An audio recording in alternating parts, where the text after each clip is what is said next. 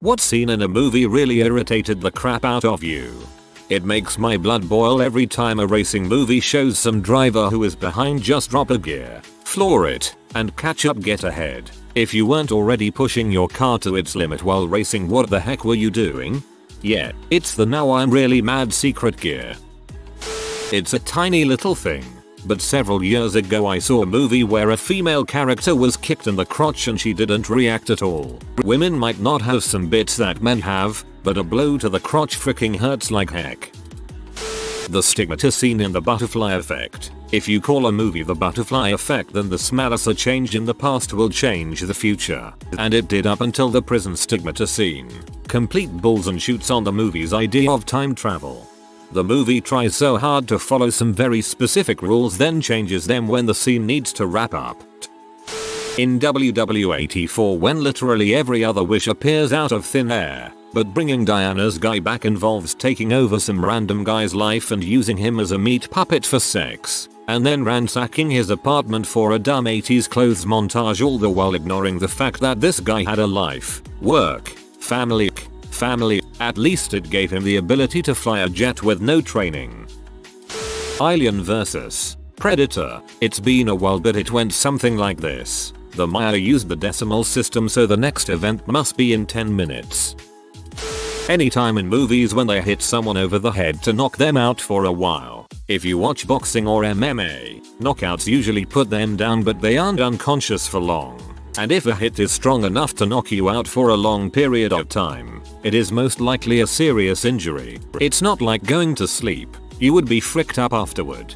Especially annoying if it's a good guy move. For example, the hero knocking his friend unconscious in order to stop him from going into a dangerous place. Oh thanks Mike. You just stopped Jim from going into a burning building, but you also broke his jaw in 5 places and he bashed his head on the concrete, so he'll be dealing with a skull fracture. Great. Thanks. That over the top, long as frick sex scene in Matrix 2. We get it, they are having earth-shattering sex. Get to the bullet dodging, dang it. Still better than the cave rave. The ending in The Rise of Skywalker. J.J. Abrams couldn't come up with a cooler villain, so he just said, oh, Palpatine's back now, guys. Palpatine, kill me, Rey. I won't kill you. Palpatine, kill me, Rey. Okay, old man, I'm gonna kill you. Palpatine, you could never kill Emmy. Fights 1. In Pet Sematary, 1989. The movie would have been solved in 15 minutes if only the Creed family would have bought a dang fence. A metal one. A tall one. Scene in Unbreakable when Sam Jackson reveals Bruce Willis's one weakness. Something like, when you drink water too fast, you choke, you know, like all of the rest of us. Follow up, 241. Bruce Willis, by God he's right. I am a superhero. I should fight crime because the only thing that can stop me is water. Leaves house for first super outing. In a poncho. In the rain. Over a pool. Not a scene, but new Netflix movies have been irritating me a lot lately because of bad audio quality. By bad, I mean, you can barely hear dialogues over the background music and the loudness is not consistent across scenes. I have to keep adjusting the volume. I love the lot of movies, but the scenes when Frodo is almost succumbing to the ring or is hurt, where it goes all slow-mo and close up and he groans, just feel like they linger a few seconds too long. He makes one specific groan that always reminds me of the toilet scene in Austin Powers. One of the newer Star Wars, they're being chased by a massive ship, one so big it could turn sideways and hit the good guys with its wingtips, but instead it shoots lasers at them, lasers that fall over distance, in the emptiness of space, with no obvious gravity source to induce the fall. Big gripe I had with the newer series of movies is that they broke the envelope every chance they could, just like every time Poe is in a ship such as him hyperspace jumping every 3 seconds, either Falcon and somehow not being instantly killed or losing his tail after doing it once. It was just unnecessary.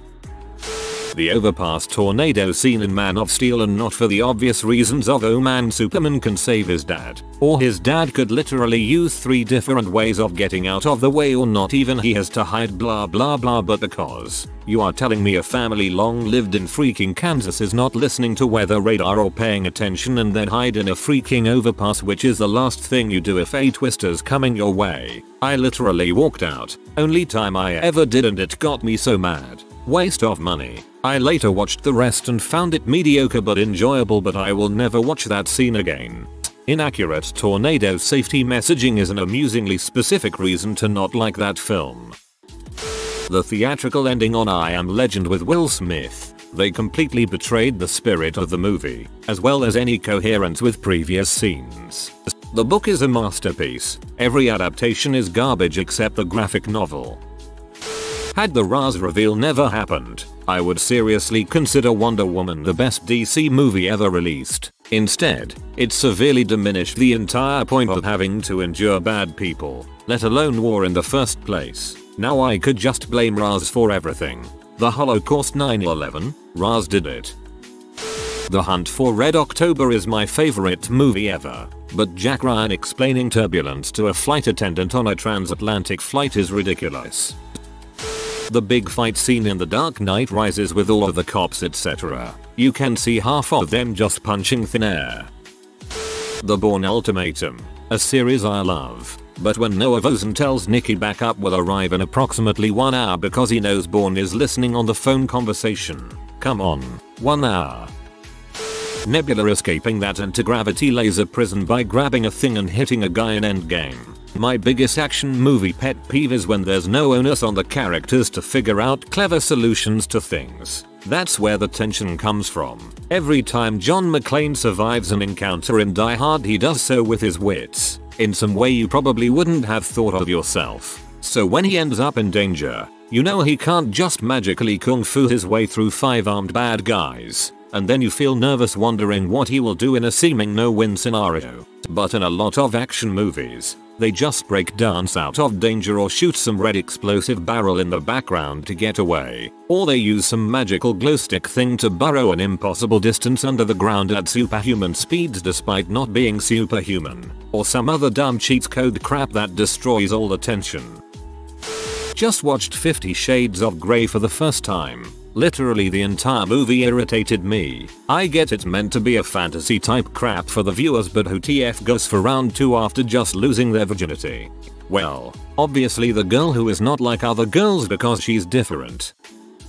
In Star Wars, The Rise of Skywalker, Rey's Jedi powers were wildly inconsistent. Early in the movie, she holds back what must be a 100-ton trooper carrier from blasting off in mid-flight with the mere power of her mind. But later, when being chased by dumb troopers, she's running, hiding, missing her shots etc. You have the power to hold and cause a spaceship to crash, but can't wave away a few puny men. Later, she's in a near panic state climbing a high structure, but is still able in other instances to jump great heights and incredible distance. I call it the Jedi power of script convenience.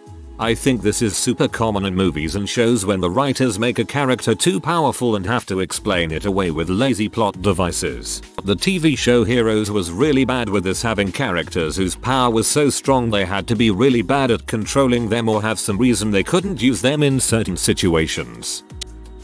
Every horror movie scene where the character decides to be curious and look for the source of a noise, etc., and the jump scare that follows. Anytime there is a briefcase with $10 million or some other crazy amount of money, you could barely fit $1 million. That is if it is new crisp bills. In The Last Airbender, though it doesn't count as a scene, but in the opening lines of the movie they mispronounced Avatar and said Avatar instead of Avatar. The movie was terrible, but that was the first sign I was gonna be worried for the movie. I don't have a specific one in my mind, but surely everyone despises that scene where character A could easily tell character B something massively integral to the plot, but because they fail to bother, all heck breaks loose and someone dies, etc. Work. It's why I hate rom-coms too. In the 2009 Star Trek reboot, that little joke scene where Chekhov can't turn the ship's parking brake off because he can't pronounce the V in Victor because of his Russian accent. Think about the idiocy for a second. The man's name is Chekhov with a V at the end. Of course he can pronounce the V. Russian has other notable V words such as vodka, Victor, and Vladimir. But no, we're going to make a Russian man no pronounce V letter LOL joke.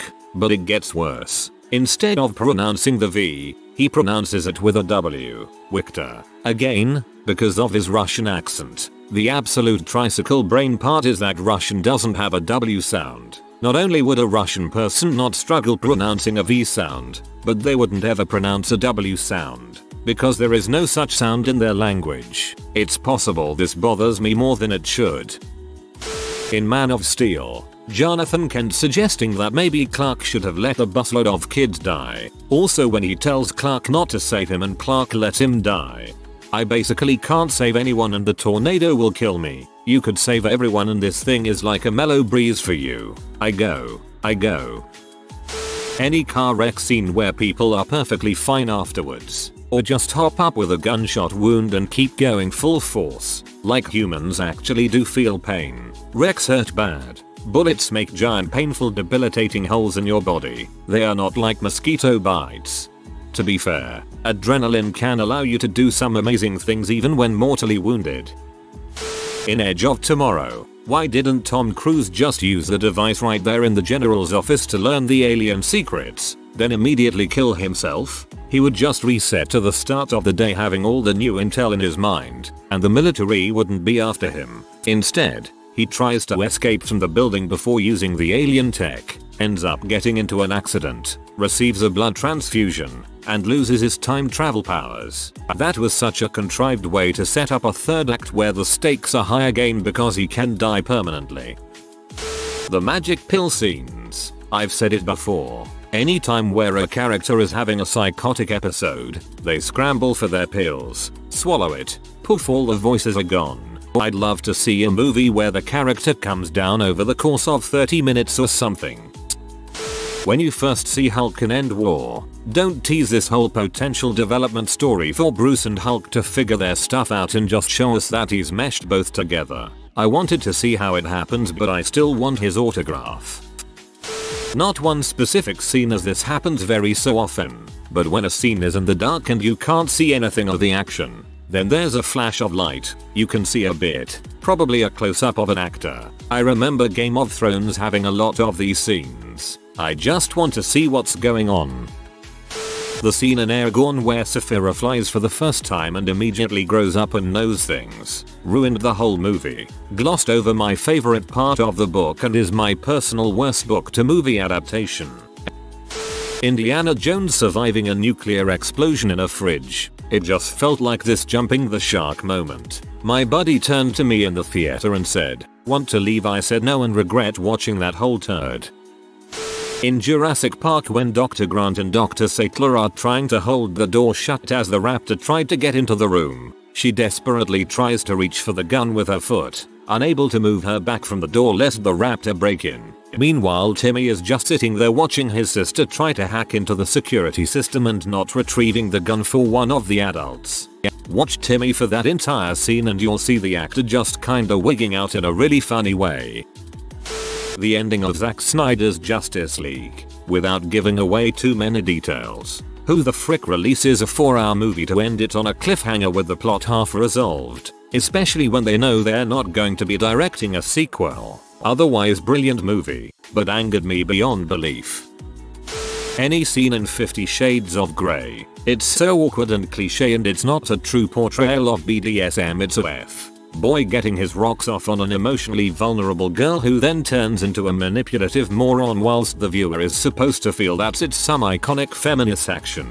The whole blatant ego-driven control issues and trying to romanticize being treated badly or unwillingness to properly discuss consent really annoys me. Yet every single person from the BDSM community I have ever talked to and observed says this movie is horrid for, holy crap, so many reasons that just listing them creates a paradox. In episode 2 F09, When Ichi plays Scratchy's skeleton like a xylophone, he strikes the same rib in succession, yet he produces two clearly different tones. I mean, what are we to believe? That this is a magic xylophone or something? Haha, boy, I really hope somebody got fired for that blunder. Basically the entire Ant-Man movie, the first time Scott Lang shrinks, he falls to the floor and breaks a tile. The movie teaches the audience that only his size has changed, not his mass. Then later, he rides a flying ant and runs up gun barrels as if he is nearly weightless. Movies should remain internally consistent with the rules they establish. When the writer provides a cool set piece just to show you that I am very smart, then promptly abandons the principle, just frick you, dude. And the tank keychain. The whole of Tenet, audio was muffled, barely comprehended crap on top of not knowing what is being said. I had to rewatch with subs man, but it was good still. I like it. The scene in A Beautiful Mind that tries to explain the Nash equilibrium. Group of dudes at a bar checking out a group of chicks. All are good looking, but there's one girl in particular they all agree is the best looking. The movie claims that the equilibrium is that nobody goes after her because if all of them approach her, nobody gets her and her friends wouldn't give them the time of day afterwards. The problem is if nobody goes for the blonde, then there's an incentive for you to go for her. It's not the actual Nash equilibrium. I mean, it is supposed to be him getting his first inspiration, rather than a demonstration of his finished theory.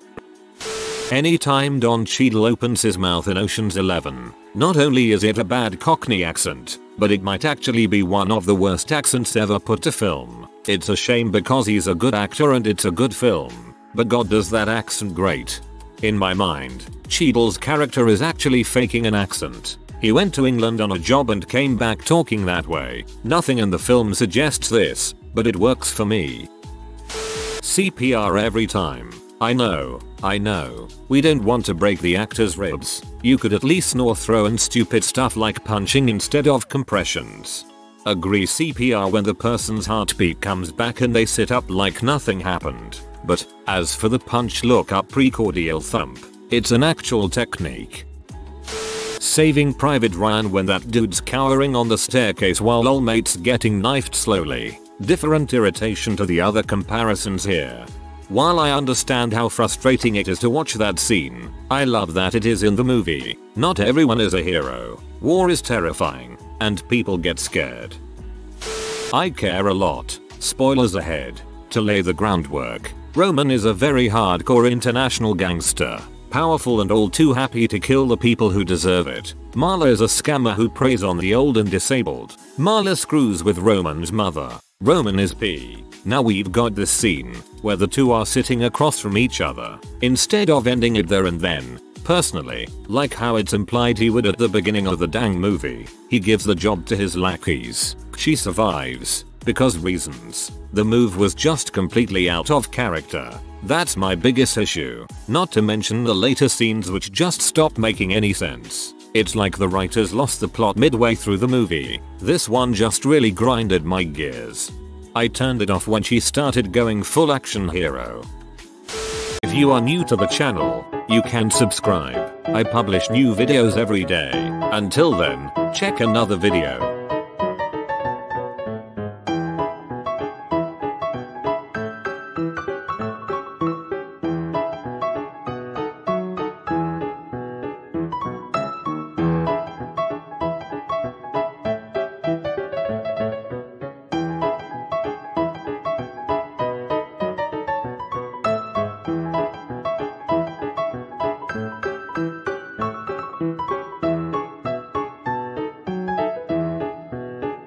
Bye for now.